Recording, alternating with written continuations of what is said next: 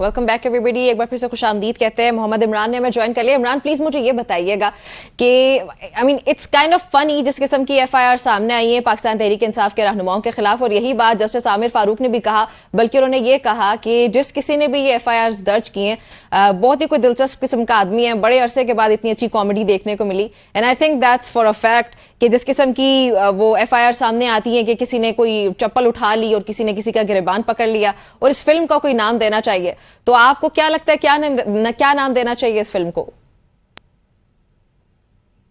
जी, इसमें मैं तो कहूंगा कि ये कोई गोलमाल का कोई नया पार्ट हुकूमत और उनके मातहत इदारे बना रहे हैं।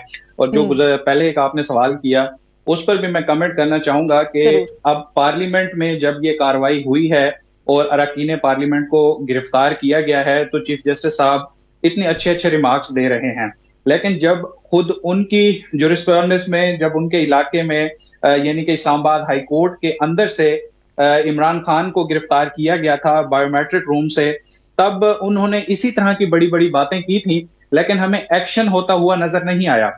यहां तक कि उन्होंने ये भी कहा था कि उनके जो मुलाजमीन हैं इस्लामाबाद हाई कोर्ट के मुलाजमीन पर इस सारी कार्रवाई के दौरान तशद्दुद हुआ था कि जो भी इस सारे मामले में मुलविस है उनके खिलाफ एफआईआर कराई जाएगी और कार्रवाई होने तक हम इस चीज को फॉलो अप करेंगे। वो सारा मामला कहां पर गया? जब बात उनके अपने इदारे की थी तो वो आगे पीछे हो गई और उसका कोई फॉलो अप नहीं है और आज तक हमें नहीं पता, बल्कि सहाफियों से बाजुकात जो बायोमेट्रिक रूम का अमला है जो उस वक्त वहां पे मौजूद था, जिनको धक्के भी पड़े, मुक्के भी खाए उन्होंने और कुछ तो जख्मी भी हुए थे, वो पूछते हैं कि आप इस हवाले से आवाज क्यों नहीं उठाते?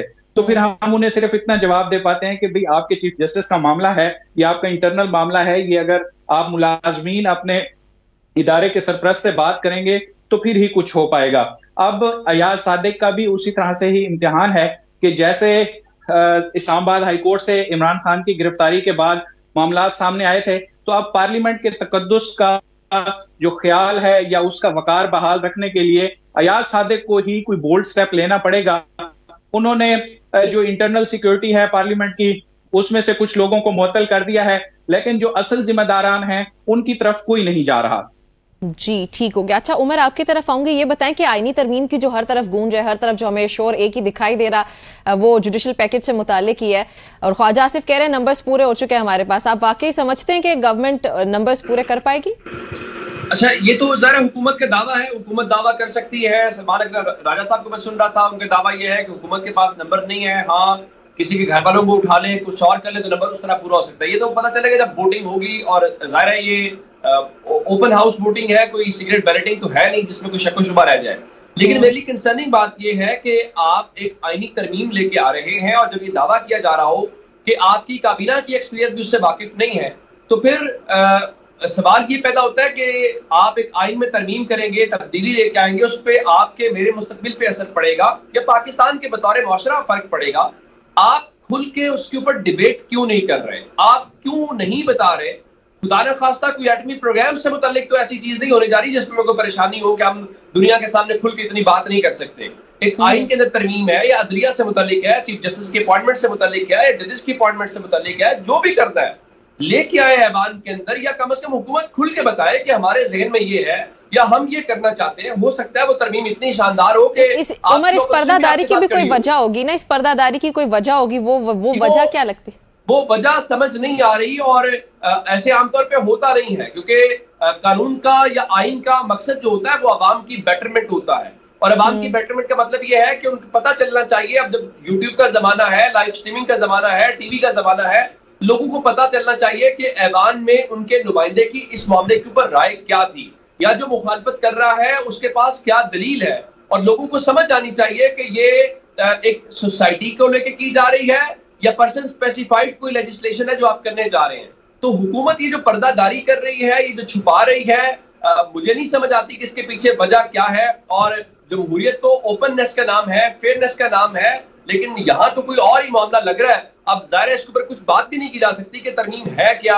अब पता ही चला है कि जी वो तरमीम इस तरह से है कि जो मुख्तलिफ जाहिर चमगोइयां हैं, हर कोई वो अपनी खबर लेके आ रहा है कि जी जिस तरीके से मिसाल के तौर पे आर्मी चीफ की अपॉइंटमेंट आती है, 5 लोगों का डोजियर आता है, ऐसे ही चीफ जस्टिस का भी आएगा, उसमें से एक नाम अपॉइंट हो जाएगा। भाई वो गवर्नमेंट के एक इदारे के सरबराह के तौर पे है, عدلیہ ایک آزاد خود مختار باڈی ہے، یعنی اسٹیٹ کے جو 3 آرگن ہم نے ڈیفائن کیے ہوئے ہیں، جس میں پارلیمنٹ یعنی لیجسلیچر ہے، جس میں ایگزیکٹو ہے، جس میں جوڈیشری ہے. جوڈیشری کی اپنی ڈومین ہے، اس نے ایون کبھی کبھی ان کے اوپر چیک اینڈ بیلنس بھی رکھنا ہوتا ہے. یہ بھی دیکھنا ہے کہ جو لا بنا رہے ہیں کہ کہیں یہ کانسٹیٹیوشن سے کانٹراڈکٹری تو نہیں ہے، وہ اس کو نل اینڈ وائڈ قرار دے سکتے ہیں. لیکن مجال ہے، یوں لگ رہا ہے جیسے حکومت آئندہ چیف جسٹس جو ہے وہ بالکل جیسے شہباز شریف صاحب ویسے اگر یہ جو ریفارمز ویسے چیف جسٹس اپوائنٹ کرنا ہے، اس کا تصور ایسا نہیں ہے. یہ ویسے جن ریفارمز کی بات کر رہی ہے گورنمنٹ، اگر یہ ہو جاتی ہیں تو جسٹس قاضی فائز عیسیٰ کو تو فائدہ ہونا ہی ہونا ہے. دیگر کن شخصیات کو فائدہ ہوتے نظر آتا ہے آپ کو؟ نہیں، فائدے نقصان وہ بات کی بات ہے.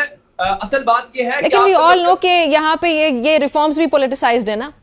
دیکھیے اب یہ بہت سارے لوگ دعویٰ کر رہے ہیں کہ جیسے جوڈیشل کمیشن کی چیزیں ہیں، آپ کہہ رہے ہیں کہ ہائی کورٹ کا چیف جسٹس بنانے کے لیے سینئر جج کی وہ ضرورت نہیں ہے، جیسے ہم نے پریکٹس دیکھی لاہور ہائی کورٹ میں. لوگ کہہ رہے ہیں کہ محسن اختر کیانی صاحب کا راستہ روکنے کے لیے.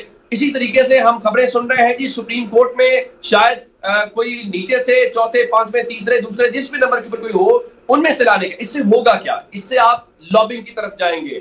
اس سے لگے گا کیا کہ جناب آپ کی لائن مل گئی ہے تو آپ تو آ جائیں گے، آپ مرضی کے فیصلے پھر دیں، پھر تو آپ کے اوپر الزام آئے گا. ورنہ تو آپ پتہ ہے نا آپ کب اپوائنٹ ہوئے ہیں، آپ نے کس نے ریٹائر ہونا ہے، کس نے کب چیف جسٹس بننا ہے، کتنے دن کے لیے بننا ہے. آپ اس پوری چیز کو ایک کنفیوژن کے اندر لے کے جا رہے ہیں کہ آپ کا دل کرے گا، آپ کو یہ پسند آ رہا ہے چہرہ، آپ اس کو لگا دیں گے. آپ کو نہیں پسند آ رہا، وہ کتنا کمپیٹنٹ ہے، کتنا میرٹ کے اوپر ہے، تو آپ توڑا کے رچ دیں گے. مطلب جوڈیشری کے جو میرٹ ہے اس پہ بھی یہ بہت بڑے سوالات ریز کریں گے. آپ عملی طور پہ چیف جسٹس کو کابینہ کے ایک وزیر کے برابر کر رہے ہیں جو وزیر اعظم کی ثوابدید کے اوپر ہو.